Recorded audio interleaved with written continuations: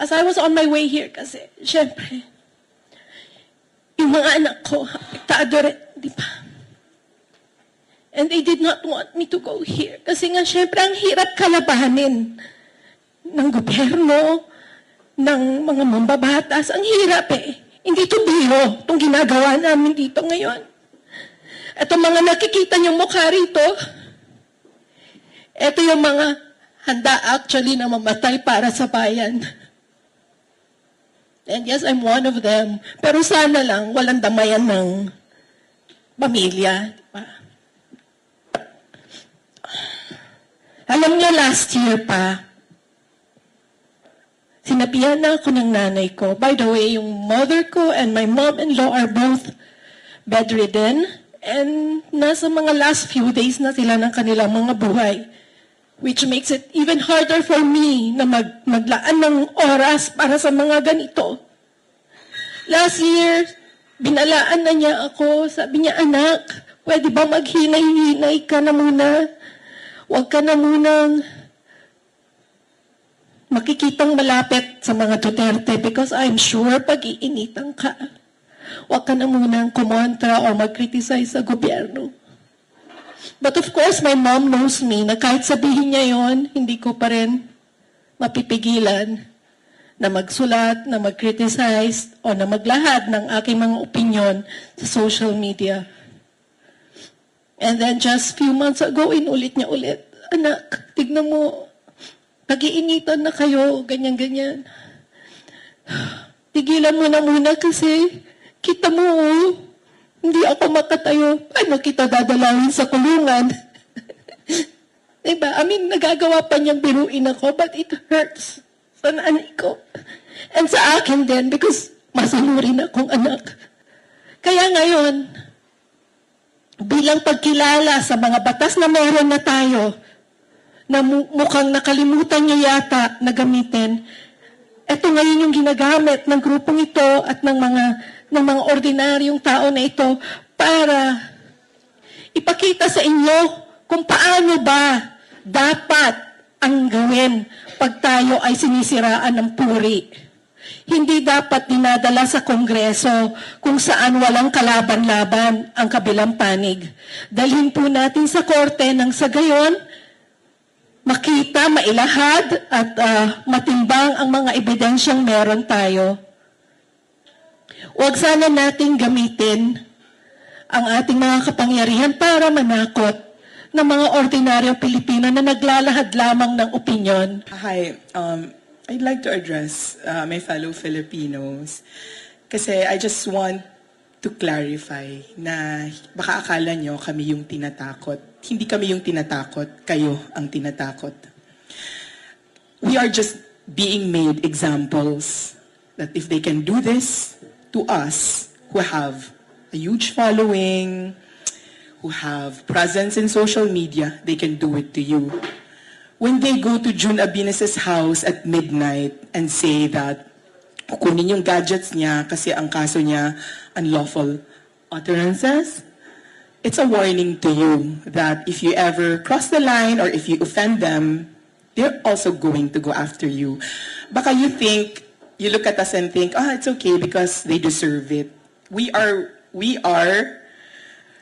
represent kung ano ang kaya nilang gawin sa inyo. Kasi kung kaya nilang gawin sa amin, that we have followers, that she's a lawyer, she's a doctor, alam mo yon, I work in media, people here have actual jobs.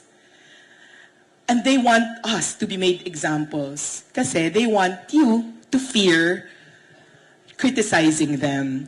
So, nakikita nyo kami, either you're happy, whether you're happy that we're going through this or you're sad that we're going through this, just so you know, just so it's clear to everyone, we're just examples of what they're capable of doing when you criticize them. And this is why we are suing Ace Barbers. We are not suing them for us. Ako, personally, I'm suing him for all the Filipinos na siguro takot or hindi alam kung anong gagawin pag sa kanila gawin to. We just want you to know you have a legal remedy. This is what you do to fake news purveyors. you sue them. You sue them for libel, you sue them for cyber libel, because Ace Barber seems to think na he needs all these regulations on social media. He doesn't. We have laws. We have ready laws on how to sue people who slander your name, who libel you. This is it. Kung kayo ho ay kinikriticize, tanggapin niyo ho. You pray for it, pag-isipan niyo, and tingnan niyo ho yung sarili niyo sa salamin, kung tama ba o mali yung ginagawa niyo. Ang nakikita ko ho dito, yung nangyayari ho sa amin ngayon, hindi na ho to bago sa akin. Nangyari ho to sa akin. Simula 2021 hanggang ngayon, yung pagbubuli ng tuloy-tuloy. Yung ginagawa nila, sabi ko nga sa'yo, kaya nga ako natauhan, yung ginagawa nila kay VP na panggigipit, duwag naman ho yung mga yan eh. Manggagamit ho yan. Gagamit sila ng tao para manakit. Gagamit sila ng mga tao para sila yung gumalaw para sa kanila. Pero sabihin mong sila itself ang gagawa, hindi na gagawin. Kaya sa inyo, na akala nyo kakampi nyo yan, kasi ginagamit kayo, collateral damage lang kayo. Look what happened. Di ba ang dami lang tinanggal ngayon sa mga trabahador nila dyan sa gobyerno? Nagki-cleaning daw sila kasi feeling nila yung loyalty, naglo-loyalty check sila. So, lahat po kayo disposable. Lahat po kayo itatapon. Pag tapos na sa inyo, itatapon na kayo. Attorney Trixie, Attorney Vic Rodriguez, VP Sara. So, don't think na kayo ngayon na nakaupo, magtatagal kayo dyan. Lahat kayo basura. Lahat kayo trapo. Lahat kayo gamit sa kanila na pag pinagsawaan na or wala na silang pakinabang, itatapon lang din nila kayo. Congressman yung kalaban namin dito. Ang isang kongresista, bukod sa bahagi siya ng isang body, ng legislature na may power of the purse, may power gumawa ng batas, may influence, may mandato, may power to cite in contempt, may power, madami niyang powers. Kami, ang sinasandala namin ay ang aming mga karapatan sa ilalim ng saligang batas. Karapatan magsalita at magpahayag. Karapatan na magpulong-pulong. Karapatan na magpetition for redress of grievances. Garantisado ng saligang batas. Pero, may ini-endanger nila yung karapatan na yan eh. Kaming ordinaryong mamamayan, mayroon kaming sinasandalan, pero kahit yon gusto nilang salagin, gusto nilang i-corrupt. Kasi yun lang ang nakikita natin dito. Nasa kanila na lahat, may pera sila, may power sila. Kayang-kaya nila kaming i-cite in contempt. Tignan niyo yung pampabalahura nila sa amin during the hearing. They said that because they can. Kaya nilang i-threaten yung lisensya ko. I'm the only lawyer here. And the only reason they were asking for my disbarment is dahil hindi ako nagpakita sa hearing. Pero entitled ako dun sa sarili nilang mga rules. Entitled ako to notice. Bukod pa dyan, anong ginawa ko bilang isang abogado? Kinwestiyon ko ang legalidad ng hearing na yun, which is my right as a citizen. Pero, isa sa usapan dun, pag-aralan natin paano natin ito padidisbar. And they said that in the safety of their parliamentary immunity. Bukod pa dyan, Paduano, Congressman Paduano. And then, Congressman Barbers also says, she's a lawyer. She should be advising her friends what to do. Tala, tinuruan mo pa ako?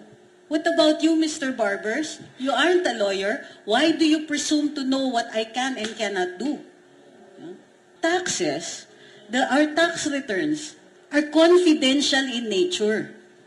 In the same way na pinakialaman ng mga kongresista ang COA reports tungkol kay Vice President Inday, na confidential habang hindi pa tapos yung pagsusuri, gayon ang ginagawa sa aming tax returns. Sino ba sa kanila ang willing na magpakita ng kanilang salin? Ha? Kung gusto niyan lumaban, sige, pero magdidemand ako laban patas. I'll show you you show me yours, I'll show you mine. Yes. Labas niyo salin niyo. Labasan. Labasan ng pera. Hindi kayo special. Mga trabahante lang kayo sa gobyerno. kami, may karapatan kaming unahin ang mga pinagagawa ninyo kasi pasweldo kayo ng bayan. So wala dapat natatakot na kahit na sinong Pilipino na mag-criticize sa isang lingkod bayan. No, at saka gustong-gusto ko talaga yun kasi may sinasabi kasi nila, no, magdemanda ka, Ace. Pero kasi hindi ko na-experience yon nung nagtrabaho kami kay PRRD na short stint ko sa gobyerno. Napakarami ng ibinato sa amin. Pero hindi namin pinakialaman, hindi namin pinatulan. Kasi nga maliwanag sa amin, ramdam na ramdam namin yung kapangyarihan na hawak namin sa mga kamay namin. Konting kembot lang, marami nang pwedeng magandang mangyari sa Pilipino kapag ka ikaw ay nagsisilbi. At marami namang pwedeng masamang mangyari kapag ka ikaw ay abusado, arogante, magnanakaw. No? So, sa dinami-dami ng problema ng Pilipinas, ang pinag-aaksayan nyo ng panahon ay ang mga, vloggers, opinyon ng mga ordinaryong mamamayan.